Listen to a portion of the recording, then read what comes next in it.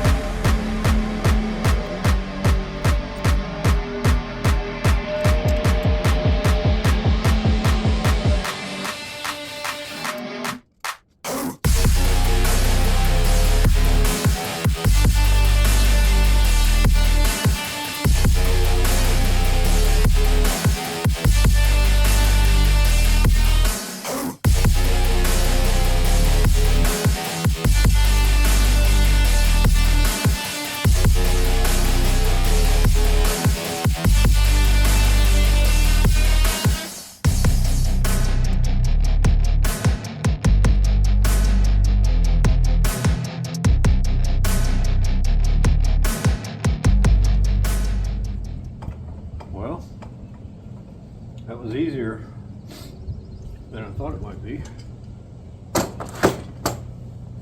I still got to tighten everything down, and I got to set those up to the dimension of what's on the bike. Seems pretty straightforward. It's rather light duty. I would not use this on a cruiser of any style. All right, just torqued down those and got them in there, and you can see I don't really have any slack here. I mean, it's pretty much all the way in, but it's on the bobs. Scoot it right up under it, lift it up. That way your bike's level. You can service your chain, your rear tire, you know, all kind of weird stuff. But that way the bike, instead of sitting on the kickstand and it being leaned way over, say if you need to do something on this side, you're kind of, you know, getting up under the bike or whatever, this will be a lot easier. It's good to have one around. I love to have these kind of stands versus putting it on the kickstand myself. But so again, I don't think this is a quality product as far as weight and strength and stuff. I mean, it's flimsy steel, it's thin steel, but if you just need something to put your bike up on, you know, this lifted this bike. Now this is a 400-pound bike, and while it was on the kickstand, I slid it up under. This one hooked first, and I started to lift until this bike straightened up, and then this one caught it, and you just lift it all up. You know, one person, easy do, etc. But you know, I could feel the metal kind of flexing or whatever, and this is a 400-pound bike. I mean, and I'm only lifting the rear, so I would not suggest this if, you know, you had a cruiser or whatever. You know, I don't think anything much over 500 pounds I would recommend it.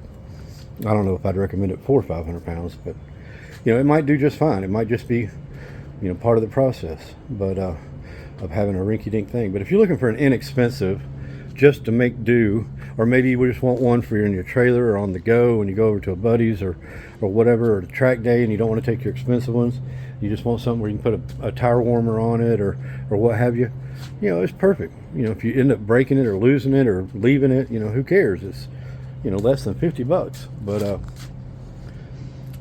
I dig it. I know it's kind of hard to see in there, it's dark compared to outside, but I mean, it does the job it's designed to do. And you know, for 50 bucks, I can't really ask much more than that. The cheap ones at the dealership, I think they were 79 or 119 or something. I saw a few different ones. I really didn't pay attention to what they were or whatever.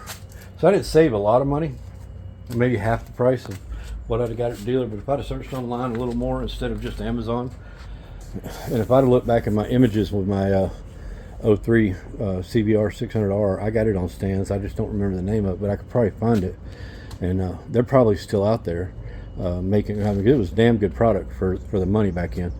I want to say pit bulls or bulldogs or whatever they were called, they were, you know, 2 if not 3 times the price of whatever I had before, and those are, you know, they're quality, but you're going to pay for it. So this works out good. Anyway, just wanted to give you a quick video, like I said, down here on a really gloomy day.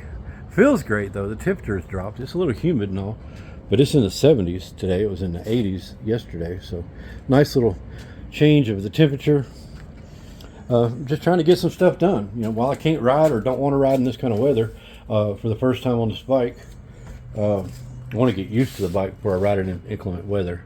I don't mind, I shouldn't say I don't mind, I don't like driving in bad weather. I will do it, but I prefer not to, and I dang sure ain't going to do it on a bike that I'm unfamiliar with. I mean, I've drove this thing around this storage place, maybe, you know, 0.2 miles or something. I haven't, you know, that's all the experience I got. And driving it off the back, or excuse me, walking it off the back of that truck, I mean, that's about all I've done.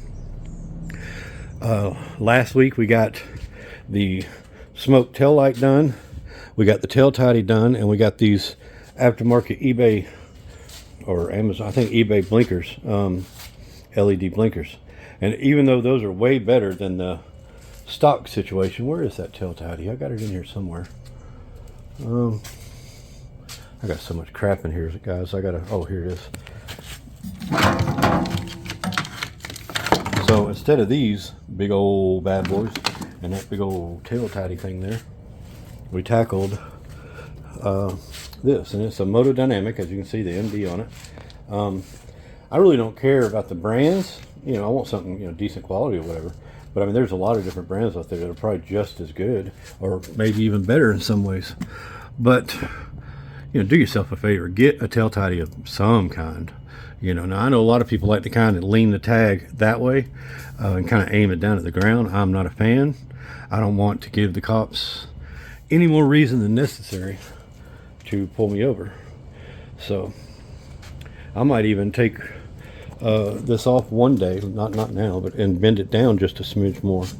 You know, maybe 5 degrees or so more. Found my tripped over that, but yeah, I mean, you know, this is going to help me out down here when I need to do things that require, you know, the bike to be up on a stand, etc. Maybe the exhaust, because I got that to do, and, you know, a couple other things. But just figured I'd give you a review. And the brand again, right there, that's the model number and everything. Very inexpensive. Nothing to it. It actually came with directions. Not that I really used them, but so much stuff from China these days don't have directions. Heck, even Triumph parts don't have directions. They got a QR code, but the only thing the stuff tells you about is the installation. It doesn't tell you what you got to remove or what you got to do to get to the installation process. So that's it for this video, guys. Next up, we'll be doing some more mods or riding the bike if weather allows. But just wanted to cut in and give you a quick review of some of the products I got. Be doing a lot more here real soon. Later.